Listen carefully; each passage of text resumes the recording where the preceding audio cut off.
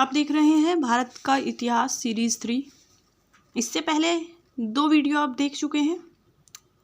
आइए बात कर लेते हैं UPPCS, UPSC, UP constable, UPSI, UP triple SC सभी प्रतियोगी परीक्षाओं में महत्वपूर्ण है ये प्रश्न कि किस विदेशी यात्री ने हमारे देश की यात्रा की या उसने कौन सी रचना की और उस रचना में हमारे देश के विषय में या उस समय के शासनकाल में रहे राजा के विषय में क्या लिखा है।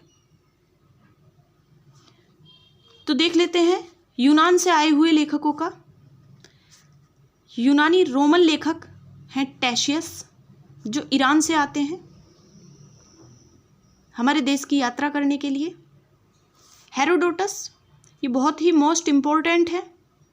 इन्होंने हिस्टोरिका नामक पुस्तक लिखी है, या कह सकते हैं कि इतिहास का विवरण इन्होंने हिस्टोरिका में किया है। इन्हें इतिहास का पिता भी कहा जाता है और ये 5वीं शताब्दी में भारत और फारस के संबंधों का जिक्र करते हैं इस बुक में।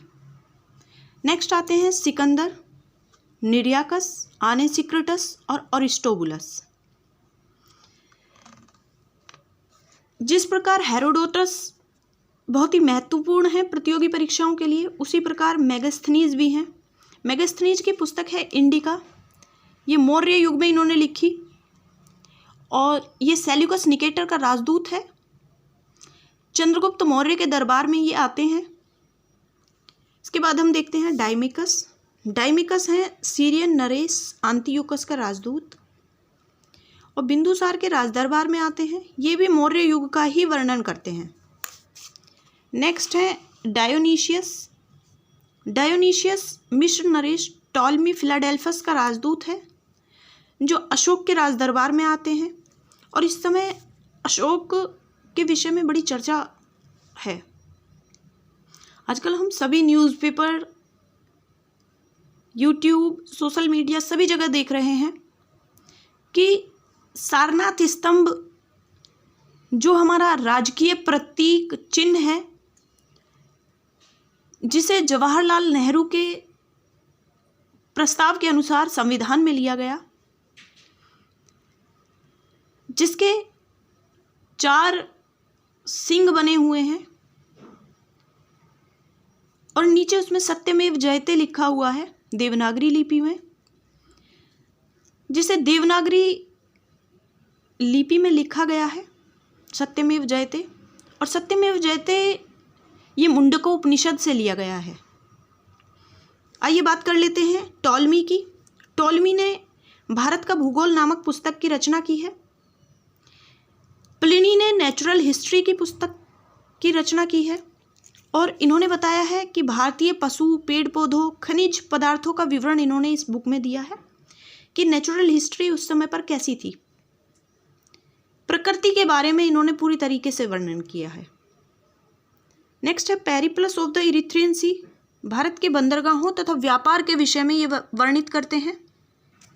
आइए देख लेते हैं। नेक्स्ट लेखक है चीनी लेखक, जो चीन से हमारे देश में यात्रा करने आए। उनका नाम है फाहियान। फाहियान चंद्रगुप्त द्वितीय के समय में आते हैं और ये मध्य प्रदेश के समाज और संस्कृति के विषय में बात करते हैं।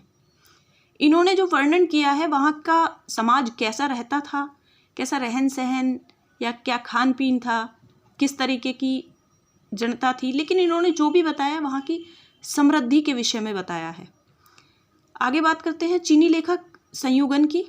ये 518 ईस्वी में भारत आते हैं और बौद्ध धर्म की प्राप्तियाँ एकत्रित करके भारत से ले जाते हैं। नेक्स्ट है हुएनसांग। इनके विषय में भी मैक्सिमम हमें प्रतियोगी परीक्षाओं में देखने को मिल ही जाता है कि हुएनसांग किसके शासनकाल में आए, तो वो हर्षवर्धन के शासनकाल में भारत आते हैं और यहाँ के समाज, धर्म, राजनीति के विषय में वर्णन करते हैं। नालंदा विश्वविद्यालय में इन्होंने अध्ययन किया और उस समय पर यहाँ के जो कुलपति या आचार्य थे वो शीलभद्र थे और जो इनका भ्रमण है या इनका घूमना, भारत में जो इनका घूमना है वो सीयूकी के नाम से जाना जाता है। इन्होंने सिंध में शूद्रों के विषय में बताया है। नेक्स्ट है इत्सिंग, ये भी चीनी लेखक हैं, और इत्सिंग ने नालंदा विश्वविद्यालय और विक्रमशिला विश्वविद्यालय का वर्णन किया है। नेक्स्ट हम देखेंगे अरब के लेखक।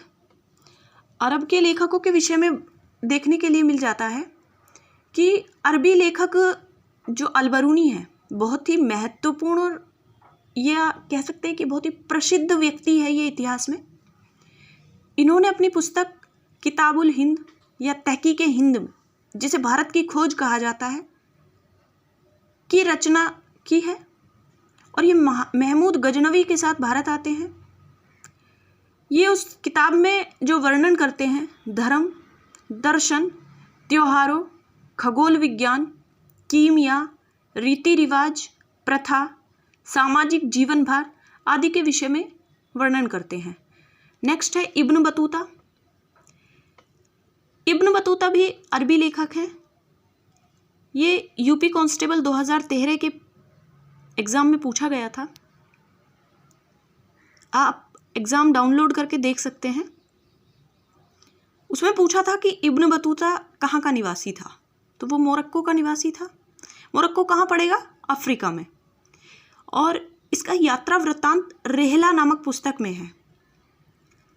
ये सुल्तान मोहम्मद बिन तुगलक को इतना पसंद आ गया था कि उन्होंने इसे वहाँ का काजी या न्यायाधीश नियुक्त कर दिया था। आइए बात कर लेते हैं नेक्स्ट लेखक की। ये हैं तारानाथ, तिब्बती लेखक हैं। इन्होंने कंग्यूर और तंग्यूर नामक पुस्तक की रचना की है। मार्को पोलो पांड्य देश की यात्रा का वर्णन करते हैं। इतिहास के पार्ट 3 में हमने देखा कि किन विदेशी यात्रियों ने भारत का भ्रमण किया और भारत के विषय में उन्होंने किस पुस्तक में कैसा वर्णन किया, वो यहाँ क्या करने आए थे, ये सभी हमने आज की इतिहास पार्ट 3 सीरीज में देखा। यदि आपको ये सीरीज पसंद आई हो तो अपने सभी बहन भाई मित्रों को शेयर करेंगे ताकि उनको भी लाभ मिल सके और वो भी प्रतियोगी परीक्षाओं में प्रश्नों को आसानी से हल कर सकें। और यदि आप चैनल पर नए हैं तो चैनल को सब्सक्राइब करेंगे, वीडियो को लाइक करेंगे, और इसके पार्ट 1 और 2 आपको डिस्क्रिप्शन में लिंक दे दिया जाएगा। Thank you so much.